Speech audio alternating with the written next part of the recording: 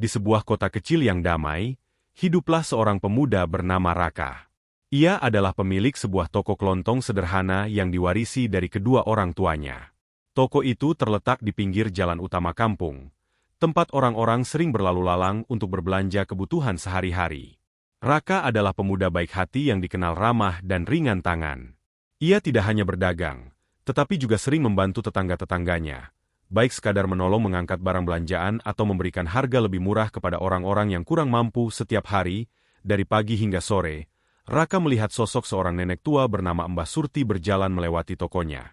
Tubuhnya kurus dan ringkih, wajahnya penuh keriput yang menceritakan perjalanan hidupnya yang panjang. Dengan langkah perlahan, ia mendorong gerobak kecil berisi karung-karung plastik berisi barang-barang bekas yang ia kumpulkan.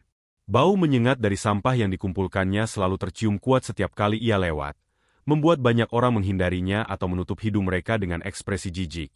Tetangga-tetangga sering memperbincangkan Mbah Surti di belakangnya, kenapa si nenek itu nggak sadar diri? Udah tua kok masih juga jadi pemulung. Celetuk seorang ibu sambil berbisik pada tetangganya, yang bikin kesal itu baunya. Aku jadi malas lewat depan rumahnya. Sampahnya numpuk di mana-mana. Timpal yang lain, tapi Mbah Surti tetap menjalani hidupnya tanpa peduli pada bisikan-bisikan itu. Ia hanya menundukkan kepala, menarik gerobaknya dengan tenaga yang tersisa, dan melanjutkan pekerjaannya. Setiap malam, ia pulang ke rumah kayu kecilnya yang terletak di ujung gang. Rumah itu tampak kumuh dari luar, dengan cat yang mengelupas dan halaman kecil yang dipenuhi tumpukan barang-barang bekas yang ia kumpulkan. Di mata banyak orang, Mbah Surti hanyalah seorang pemulung miskin yang mengganggu kenyamanan lingkungan. Tapi di mata Raka, ia adalah seseorang yang bertahan hidup dengan cara yang jujur. Sesekali, ketika Mbah Surti berhenti untuk beristirahat di trotoar dekat tokonya, Raka memperhatikan bagaimana nenek itu membuka bekal makannya, hanya sebungkus nasi dengan lauk sederhana, atau bahkan hanya sisa-sisa makanan yang mungkin didapatnya dari tempat sampah. Hati Raka terasa berat melihat pemandangan itu, tetapi ia tak tahu harus berbuat apa. Ia tak ingin menyinggung perasaan nenek itu, karena Mbah Surti tampaknya adalah seseorang yang menjaga harga dirinya. Hari itu, matahari bersinar terik, menyengat kulit siapa saja yang beraktivitas di luar rumah. Mbah Surti baru saja pulang dari memulung di pinggiran kota. Seperti biasa, ia mendorong gerobak kecilnya yang penuh dengan barang-barang bekas yang dikumpulkannya sepanjang hari. Keringat membasahi wajahnya, tetapi ia tetap berjalan perlahan menuju rumahnya di ujung gang, di sekitar lingkungan tempat tinggalnya. Beberapa warga yang sedang duduk-duduk di teras rumah menatapnya dengan tatapan enggan. Tiap hari dia bawa sampah itu ke rumahnya. Bau banget. Bisik seorang ibu pada temannya, kenapa dia nggak sadar diri? Kita semua risih dengan baunya. Sahut yang lain sambil menutup hidung. Namun, Mbah Surti tetap melangkah tanpa menanggapi. Ia sudah terbiasa dengan komentar-komentar seperti itu. Baginya, hidup harus terus berjalan. Dan memulung adalah satu-satunya cara ia bertahan. Ketika sampai di depan rumahnya, Mbah Surti hendak membuka pintu pagar kecil yang sudah berkarat. Namun, tanpa ia sadari, seseorang telah membuang kulit pisang tepat di depan rumahnya. Langkahnya yang lelah membuatnya tak menyadari keberadaan kulit pisang itu. Begitu kakinya menginjak kulit licin tersebut, tubuhnya langsung kehilangan keseimbangan. Bruk, Mbah Surti terjatuh keras ke tanah. Kepalanya hampir terbentur ujung batu di dekatnya. Tetapi yang lebih parah, ia merasakan sakit luar biasa di kakinya. Ia mencoba bergerak, tetapi nyeri hebat menjalar dari pergelangan kaki hingga betisnya. Aduh! Astaga! Rintihnya tertahan, beberapa warga yang melihat kejadian itu hanya saling pandang, tapi tak ada yang segera menolong. Mereka hanya berbisik-bisik, sebagian tampak ragu untuk mendekat. Sementara itu, Raka yang sedang membereskan dagangan di tokonya mendengar suara jatuh yang cukup keras. Ia menoleh ke arah sumber suara dan melihat Mbah Surti tergeletak di tanah. Tanpa berpikir panjang, Raka langsung berlari mendekat. Nek, nenek tidak apa-apa? Tanyanya panik sambil berlutut di samping Mbah Surti. Wajah nenek tua itu meringis menahan sakit. Keringat bercucuran di dahinya, dan tubuhnya gemetar. Kakiku sakit sekali. Nak, jawabnya dengan suara lemah. Melihat kondisi Mbah Surti, Raka tahu ini bukan sekadar keseleo biasa. Ia harus segera membawa nenek itu ke rumah sakit. Maaf ya, Nek. Saya harus menggendong nenek ke becak, ujar Raka sebelum mengangkat tubuh ringkih itu dengan hati-hati. Beberapa warga mulai berkumpul, tetapi tak ada yang menawarkan bantuan. Mereka hanya melihat dengan berbagai ekspresi. Ada yang iba, ada yang acuh tak acuh. Dibantu bawa ke rumah sakit aja, Mas Raka, ucap seorang ibu akhirnya. Ya, saya juga kasihan, tapi saya sibuk. Semoga baik-baik saja ya, Mbah. Timpal yang lain, namun tetap tak ada yang bergerak menolong. Raka mengabaikan mereka. Ia menurunkan Mbah Surti ke atas becak yang biasa diparkir di samping tokonya. Lalu segera mengayuhnya menuju rumah sakit. Sesampainya di rumah sakit, Raka langsung meminta bantuan petugas medis. Mbah Surti dibawa ke ruang pemeriksaan dengan kursi roda. Sementara Raka menunggu dengan cemas di luar. Tak lama kemudian, seorang dokter keluar dari ruangan dan menghampirinya. "Anda yang membawa pasien ini?" tanya dokter. "Ya, Dok." "Bagaimana kondisinya?" "Kaki nenek ini mengalami retak di bagian tulang keringnya akibat jatuh tadi. Kami menyarankan pemasangan gips agar bisa pulih dengan baik." Raka mengangguk mengerti. Tetapi tiba-tiba terdengar suara lirih dari dalam ruangan. "Tidak, saya tidak butuh itu." Raka dan dokter menoleh ke arah tempat tidur Mbah Surti. Wajah nenek itu tampak lemah. Tetapi suaranya tegas, "Saya tidak butuh gips. Saya hanya butuh makan. Saya masih harus bekerja." Ucapnya dengan napas berat. Raka terkejut mendengar jawaban itu.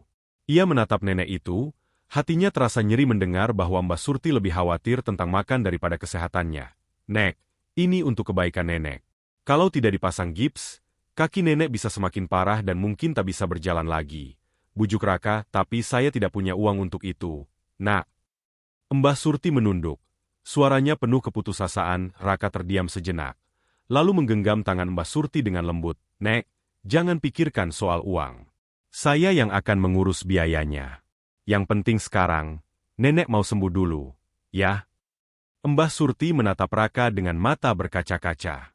Seumur hidupnya, tak ada yang pernah memperlakukannya dengan begitu peduli selain keluarganya yang telah lama tiada. Setelah beberapa saat, dengan suara pelan, ia akhirnya berkata, "Baiklah, Nak Raka." "Terima kasih." Raka tersenyum lega. Ia tahu bahwa sejak hari itu, hidupnya dan hidup Mbah Surti akan saling terikat dalam cara yang tak pernah ia bayangkan sebelumnya. Setelah dirawat selama beberapa hari di rumah sakit, Mbah Surti akhirnya diperbolehkan pulang. Namun, dokter menyarankan agar ia tetap beristirahat total selama beberapa bulan agar tulangnya benar-benar pulih. Masalahnya, siapa yang akan merawatnya? Sejak dulu, Mbah Surti hidup sendirian. Ia tidak memiliki keluarga lagi. Rumah kecilnya yang berada di ujung gang itu hanyalah tempat berteduh tanpa ada seorang pun yang menemani. Biasanya, ia mencari nafkah sendiri dengan memulung. Tetapi dengan kondisinya yang sekarang, hal itu tak mungkin dilakukan. Melihat keadaan ini, Raka tak bisa tinggal diam. Sejak kejadian jatuhnya Mbah Surti, ia merasa ada ikatan yang tumbuh dalam hatinya. Ia merasa bertanggung jawab atas kesejahteraan nenek tua itu. "Nek, mulai hari ini, nenek gak usah khawatir soal makanan." "Ya," ujar Raka ketika mengantar Mbah Surti pulang. "Loh, maksudmu apa, Nak Raka?" tanya Mbah Surti dengan tatapan bingung. "Saya akan mengirimkan makanan untuk nenek setiap hari. Jadi nenek nggak perlu pusing soal makan atau kerja. Yang penting nenek istirahat biar cepat sembuh," kata Raka dengan senyum tulus. Mbah Surti terdiam, matanya berkaca-kaca. Seumur hidupnya, tak pernah ada yang memperlakukan dirinya seperti ini sejak keluarganya pergi. Ia ingin menolak, tetapi tubuhnya lemah, dan hatinya berkata lain, "Kamu terlalu baik, Nak. Tapi saya nggak mau ngerepotin," ucapnya pelan. "Nenek nggak ngerepotin siapa-siapa. Saya ikhlas," jawab Raka mantap. Sejak hari itu, Raka mulai membawakan makanan untuk Mbah Surti setiap hari. Pagi, siang, dan malam, ia menyempatkan diri untuk mengantarkan sepiring nasi hangat dengan lauk sederhana. Kadang-kadang ia membawakan bubur ketika nenek sedang kurang nafsu makan, atau sekadar buah-buahan agar kesehatannya tetap terjaga. Hari demi hari berlalu, dan kasih sayang antara Raka dan Mbah Surti semakin tumbuh. Mbah Surti yang awalnya merasa segan, kini mulai terbiasa dengan kehadiran Raka dalam hidupnya. Ia mulai membuka diri, menceritakan kisah hidupnya, masa mudanya, dan bagaimana ia kehilangan keluarganya satu persatu hingga akhirnya hidup sendirian. Setiap kali Raka mendengarkan cerita itu, hatinya semakin terenyuh. Ia sadar bahwa di balik sosok nenek tua yang dipandang sebelah mata oleh orang-orang, ada seseorang yang dulu pernah memiliki kehidupan yang bahagia.